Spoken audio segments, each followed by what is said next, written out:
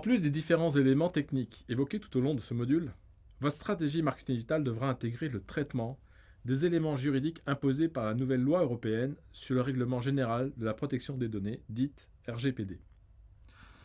La Commission nationale de l'informatique et des libertés, la CNIL, est l'autorité administrative indépendante française en charge d'informer et de contrôler que l'informatique soit au service du citoyen et qu'elle ne porte pas atteinte ni à l'identité humaine, ni aux droits de l'homme, ni à la vie privée, ni aux libertés individuelles ou publiques. La CNIL a donc naturellement intégré dans son périmètre la loi RGPD. Elle propose un ensemble d'outils très pédagogiques sur son site internet pour aider les entreprises à comprendre les enjeux du RGPD et les moyens à mettre en œuvre, y compris une formation en ligne ouverte à tous sous forme de MOOC. L'objectif ici n'est donc pas de refaire ce qui a déjà été très bien fait ailleurs, mais de vous sensibiliser à cette nouvelle réglementation et de vous donner quelques clés utiles pour vous éviter de faire des erreurs qui pourraient vous coûter cher. Concernant le marketing digital, le RGPD impose quelques principes simples. Avoir un processus interne clairement défini sur le traitement des données collectées et être transparent sur l'usage des données collectées en affichant clairement sa politique de confidentialité. Des modèles sont notamment disponibles sur le site de la CNIL. Mettre en place un processus de traitement des demandes de correction et ou suppression, voire de droit à l'oubli. En général, ce processus est intégré dans les outils de collecte d'informations compatibles RGPD comme Sendinblue, SharpSpring ou encore HubSpot. Sécuriser l'accès aux données en privilégiant un stockage des données collectées sur des serveurs basés en Europe ou sur des serveurs qui respectent à minima les normes européennes de sécurité, comme par exemple le standard américain Privacy Shield. Ensuite, en fonction du profil des personnes ciblées, B2C ou B2B, et du type d'informations collectées, personnelles, nom, prénom, adresse email, etc., ou sensibles, sexe, religion, santé, l'impact sera plus ou moins important. Voici les 4 principaux cas de figure rencontrés. Dans le cas d'une activité B2B, si vous collectez des données personnelles non considérées comme sensibles, un outil de collecte et de traitement des données compatibles RGPD, ainsi qu'une politique de confidentialité peuvent suffire. C'est le principe de l'opt-out.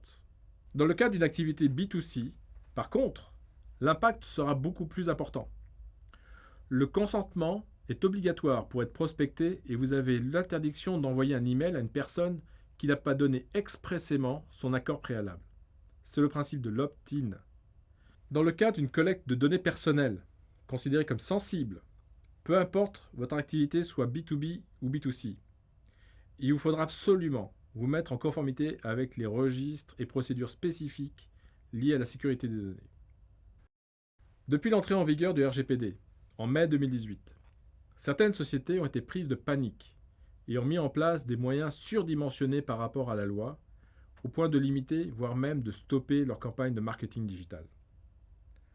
D'autres, au contraire, négligent cette loi et pensent qu'elles sont trop petites ou trop grosses pour être concernées.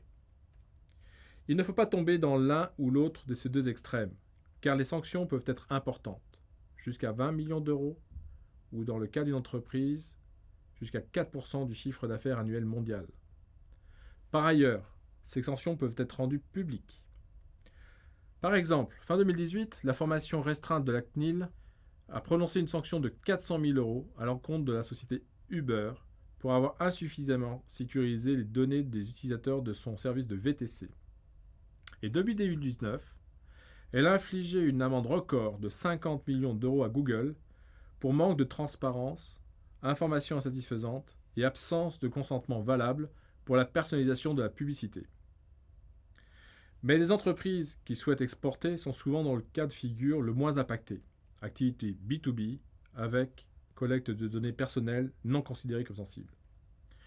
Il est donc souvent possible de se mettre en conformité avec un minimum d'actions, définir et afficher sur son site sa politique de confidentialité et disposer d'un outil compatible RGPD pour la collecte des informations et le traitement des demandes de modification.